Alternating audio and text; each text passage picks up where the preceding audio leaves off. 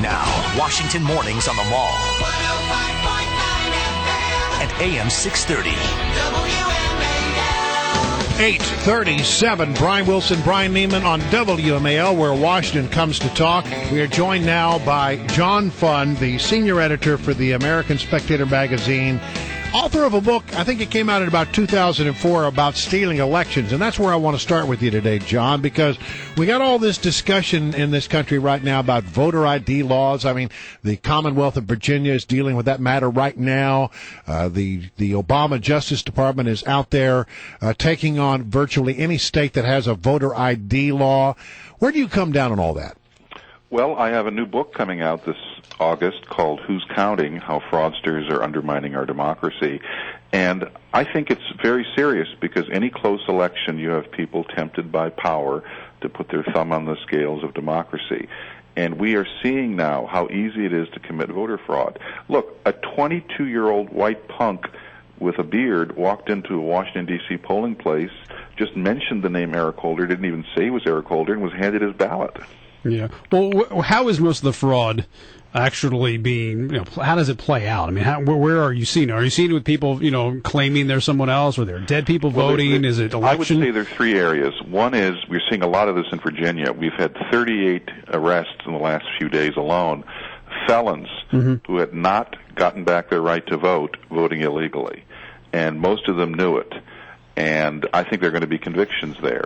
Secondly, absentee ballots. Absentee ballots are the tool of choice of fraudsters because it's very easy to fill out a postcard registration form, get an absentee ballot sent to you. You never even have to appear before a government official, and you can vote claiming you're anyone. The last thing is there are lots of dead people on the rolls. We haven't cleaned up our voter rolls in many states. You can go to the polls and you can vote in the name of the dead. And James O'Keefe, the guy who busted up Acorn for voter registration fraud, he has shown in New Hampshire, in Minnesota, in Vermont, in Washington, D.C., you can basically vote any time, and if you're not asked for ID, the chances of getting caught or even detecting that such a crime has occurred are almost nil. In the coming election, which states would you look at most closely based on what you know about the situation?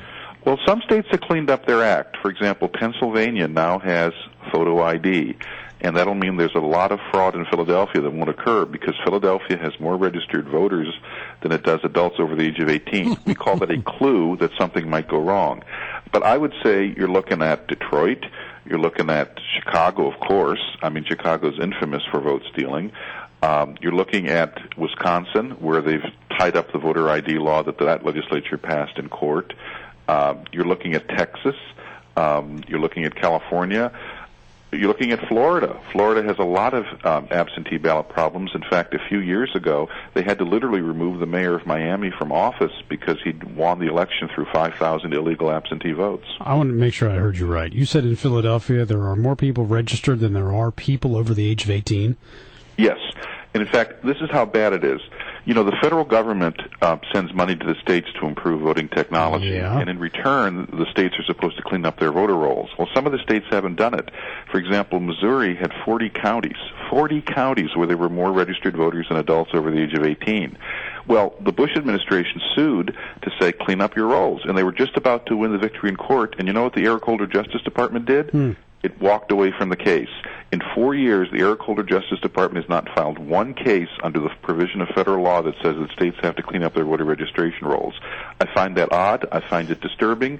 And I think it could affect the next election. And what do you think the reasoning is on that? I mean, is it solely political reasons, because it's going to benefit Democrats? Well, we actually know the reasons.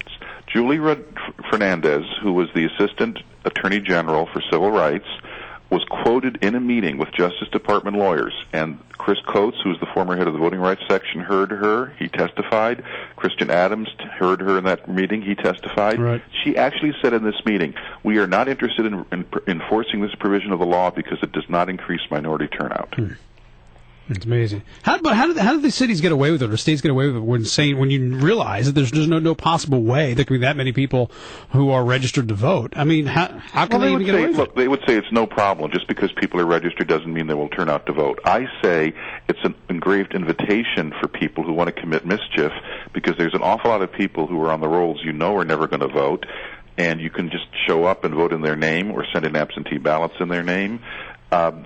Look, let's not make it easy for people to be tempted. All right. Mitt Romney obviously won 5 states last night. It's not a big surprise in huge numbers. Santorum's out of the race, and Newt Gingrich really doesn't have a chance. But he gave a pretty good speech last night, and I think he set the tone for what we're going to see when it comes to the one-on-one race between Mitt Romney and Barack Obama. Mitt Romney saying, hey, the president can't run on his record, and it's all about the economy, and the president looking for all kinds of different ways. Now, the latest thing is, hey, we need to make sure that interest rates don't go up on kids who are in college right now so they can pay off their loans. Well, it's this administration that's been in part responsible for the incredible growth in college costs, because every time that you increase student loans, you make it easier for colleges to raise tuition. It's the tail chasing the dog. So, look, I think the administration is trying to buy votes, rent votes, lease votes anywhere it can, but it can't run away from the economy. That affects everyone.